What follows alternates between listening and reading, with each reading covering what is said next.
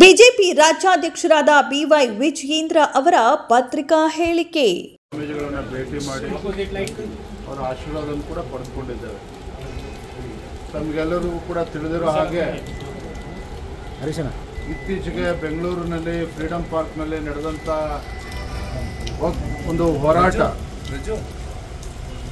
ಆ ಒಂದು ಕಾರ್ಯಕ್ರಮದಲ್ಲಿ ಪ್ರತಿಭಟನಾ ಸಭೆಯಲ್ಲಿ ಪರಮ ಪೂಜ್ಯರು ಸ್ವಾಮೀಜಿಗಳು ರಾಜ್ಯ ಸರ್ಕಾರದ ನಡವಳಿಕೆಯ ವಿರುದ್ಧ ಆಕ್ರೋಶಭರಿತವಾಗಿ ಕೆಲವು ಹೇಳಿಕೆಗಳನ್ನು ಕೊಟ್ಟಿದ್ದಾರೆ.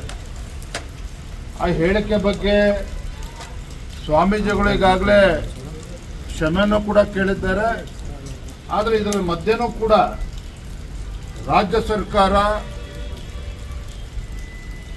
ಸ್ವಾಮೀಜಿಗಳ ವಿರುದ್ಧ ಒಂದು FIR ಅನ್ನು ಕೂಡ ರಿಜಿಸ್ಟರ್ ಮಾಡಿ ದಾಖಲು ಮಾಡಿ ಅವರಿಗೆ ತನಿಖೆಗೆ ಬರಬೇಕು ಅಂತೇಳಿ ಒತ್ತಾಯವನ್ನು ಮಾಡ್ತಾ ಇದ್ರು. ಸ್ವಾಮೀಜಿಗಳು ತಿಳಿಸಿದ್ದಾರೆ, ಆರೋಗ್ಯ ಸರಿ ಇಲ್ಲ, ಪತ್ರ ಮುಖೇನ ಏನು ಉತ್ತರ ಕೊಡಬೇಕು ಅದನ್ನು ಕೂಡ ನೀಡಿದ್ದಾರೆ. ಆದರೂ ಕೂಡ ರಾಜ್ಯ ಸರ್ಕಾರ ಒತ್ತಡ ಹಾಕ್ತಾ ಇರ್ತಕ್ಕಂಥದ್ದು ಖಂಡಿತ ಸರಿಯಲ್ಲ. ಮತ್ತು ಸ್ವಾಮೀಜಿಗಳು ಅದ್ರ ಬಗ್ಗೆ ಮುಕ್ತವಾಗಿ ತಮ್ಮ ಕ್ಷಮೆಯನ್ನು ಕೂಡ ಹೇಳಿದರೆ, ಮುಕ್ತ ವಿಚಾರಗಳನ್ನು ಕೂಡ ತಿಳಿಸಿದ್ದಾರೆ.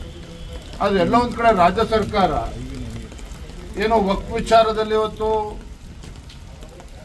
ರೈತರನ್ನು ಒಕ್ಕಲೆಬ್ಬಿಸ್ತಕ್ಕಂಥದ್ದು, ಮಠಮಾನ್ಯಗಳ ಜಮೀನನ್ನು ಕಿತ್ಕೊಳ್ತಕ್ಕಂಥದ್ದು, ನೋಟಿಸ್ಗಳನ್ನು ಕೊಡುವುದು ಅಧಿಕಾರಿಗಳ ಮುಖೇನ, ಇದು ಎಲ್ಲ ಒಂದು ಕಡೆ ಇಡೀ ರಾಜ್ಯಾದ್ಯಂತ ಇವತ್ತು ಉಗ್ರ ಪ್ರತಿಭಟನೆ ಕೂಡ ನಡೀತಾ ಇದೆ. ರೈತರು ಇವತ್ತು ಬೀದಿಗಿಳಿದಿದ್ದಾರೆ. ಅದು ಸಹಜವಾಗಿಯೇ ಸ್ವಾಮೀಜಿಗಳು ಕೂಡ ರೈತರ ಪರವಾಗಿ ಆಕ್ರೋಶ ಭರಿತರಾಗಿ ಮಾತನಾಡಿದ್ದಾರೆ.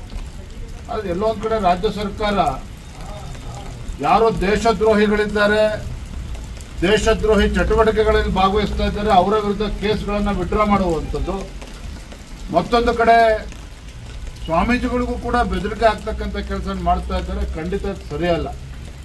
ನಾವು ಸ್ವಾಮೀಜಿಗಳ ಪರವಾಗಿ ಇದ್ದೇವೆ, ಅವರ ಆಶೀರ್ವಾದ ಕೂಡ ಪಡ್ಕೊಂಡು ಹೋಗಿ ಬಂದಿದ್ದೇವೆ. ಸ್ವಾಮೀಜಿಗಳ ಆಶೀರ್ವಾದ ಪಡ್ಕೊಂಡು ಹೋಗ್ತೇವೆ. ಸರ್, ಯತ್ನಾಳು ಡೆಲ್ಲಿಲಿ ಮಾತಾಡಿದ್ದಾರೆ, ನೋಟಿಸು ಕೊಟ್ಟೇ ಇಲ್ಲ, ಇದೊಂದು ನಕಲಿ ನೋಟಿಸು, ವಿಜೇಂದ್ರ ಅವರೇ ಕ್ರಿಯೇಟ್ ಮಾಡಿರೋ ನೋಟಿಸು. ನಾನು ಯತ್ನಾಳ್ ವಿಚಾರವಾಗಿ, ನೋಟಿಸ್ ವಿಚಾರವಾಗಿ ನಾನು ಪದೇ ಪದೇ ಮಾತಾಡೋದಕ್ಕೆ ಹೋಗೋದಿಲ್ಲ. ಅದು ನಕಲಿನೋ ಅಸಲಿನೋ ಬರುವಂಥ ದಿನಗಳು ಗೊತ್ತಾಗ್ತದೆ. ನಾನು ಅದ್ರ ಬಗ್ಗೆ ಇನ್ನೇನು ಹೆಚ್ಚಾಗಿ ಮಾತನಾಡೋದಕ್ಕೆ ಹೋಗೋದಿಲ್ಲ. ಧನ್ಯವಾದ. ನಿಮ್ಗಿಂತ